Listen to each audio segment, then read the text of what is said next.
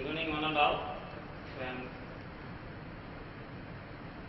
I'm Gopal Sami from San Michael College of Engineering and Technology, and here I am going to present my work on cloning and expression of an eukaryotic thyrosinase gene which is appropriate for seafood-based management. So thyrosinase, coming on to it, it's also called as monophenol monooxygenase. So it comes under EC 1.14.18.18. It catalyzes the oxidation of phenols such as tyrosine, catechol, etc. So the natural sources of thyrosinase are, it is isolated from a wide variety of plants, animals and fungal species. So these thyrosinases are different in their structural properties and activation characteristics. But all thyrosinases in common have a binucleotide 3 copper center with their activation site. So the biological role of thyrosinase have plenty of it. It is used in the biosynthesis of melanin, lignins, bioflavonoids, tannins, adrenaline, and its main usage is in the production of L-DOPA, a potent drug to treat Parkinson's disease. So in higher plants, it also protects from insects and microbes and by catalyzing the formation of impervious scab of melanin. And it is also used in biosensors, and its usage in cross-linking of protein matrices is also used. And it is used in cosmetics, in skin whitening agents. So the global demand of thyrosinase increases day by day because the increased requirement for skin whitening agents and increased requirement for L-DOPA keeps it going on, raising for its global demand. So commercially it is nowadays produced from eukaryotes like Neurospora crassa, Aspergillus oryzae, Streptomyces species and Trichoderma ricci. And it has been also being cloned in some other prokaryotes. So thyrosinase gene from Aspergillus oryzae has been cloned, and organic solvent resistant thyrosinase gene from Streptomyces species has been cloned in the E. coli. So why we are choosing for prokaryotes? So the complex separation and purification procedures in plant samples and in mushroom makes it much just tougher, while we are considering for the prokaryotes, it is easier purification process, and it makes cost effective also. So fungal enzymes show less activity while comparing to the prokaryotes also. So coming to the medium optimization point, so we are using 3 types. One is traditional 100 time optimization for choosing the carbon sources and nitrogen sources. Then we are going for placket domain design to determine the key ingredients among those carbon and nitrogen sources, and then we are going for response surface methodology, mainly central composite design to determine the optimal concentration of those key ingredients. And coming to seafood waste, so seafood waste is discarded by fish industry and fish market in large scale. So drying units use this fish waste as fish meal, but this process is highly expensive and high energy consuming. So we have to go for some other method to degrade this seafood waste. So also they are very rich source of protein, hence can be utilized for a substrate for thyrosinase production. That is what we are. That's what I am taking here. So the objective of the present innovation goes on to clone the thyrosinase gene from higher plants.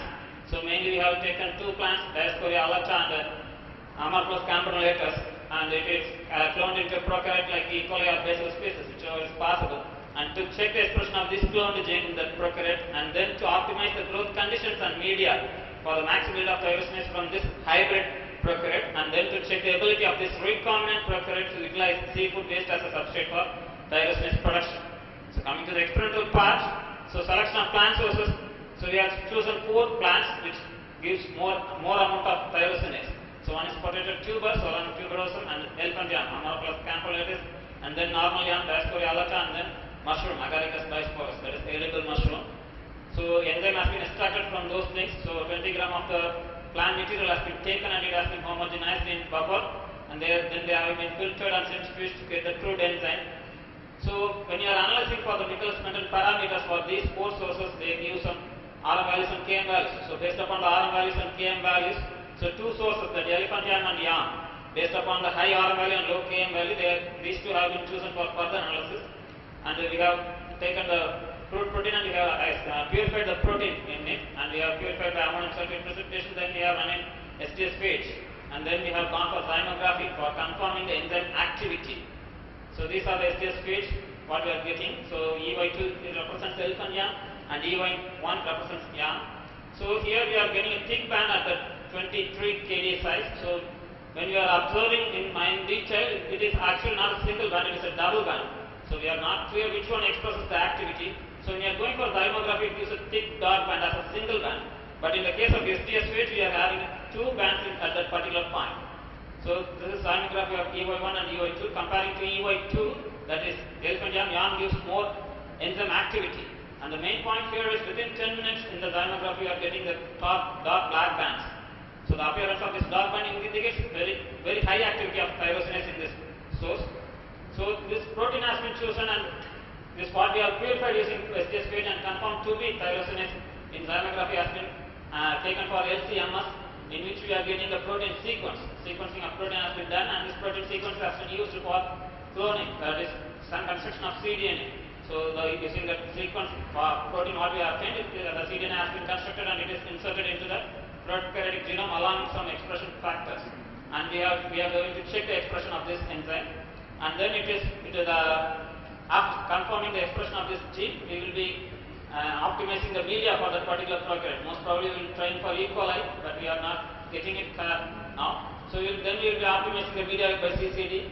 Then we will be using seafood waste. So the seafood waste, mostly the crab shells and are all very much rich in proteins, and it can also consist of more amount of tyrosine, so which we are planning to use as a substrate for this tyrosinase production. So that's all. Thank you. Any queries?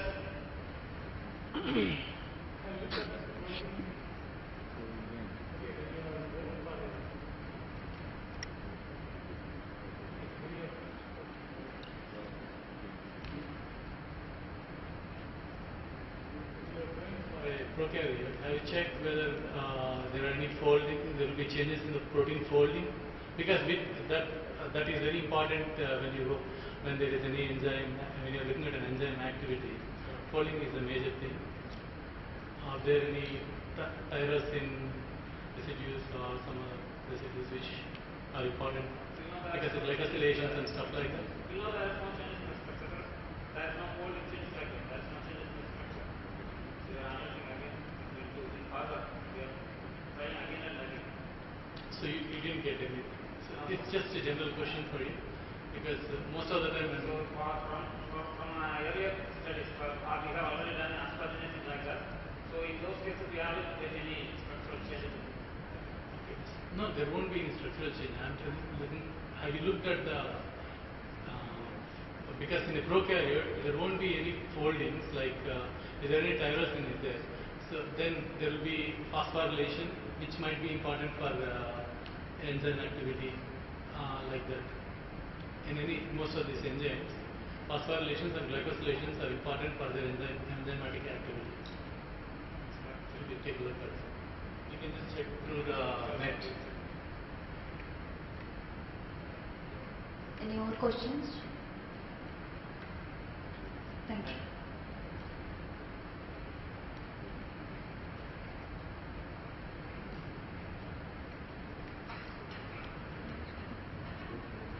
Thank you, sir. Now I will invite Uma Olwell to come on the stage and facilitate this.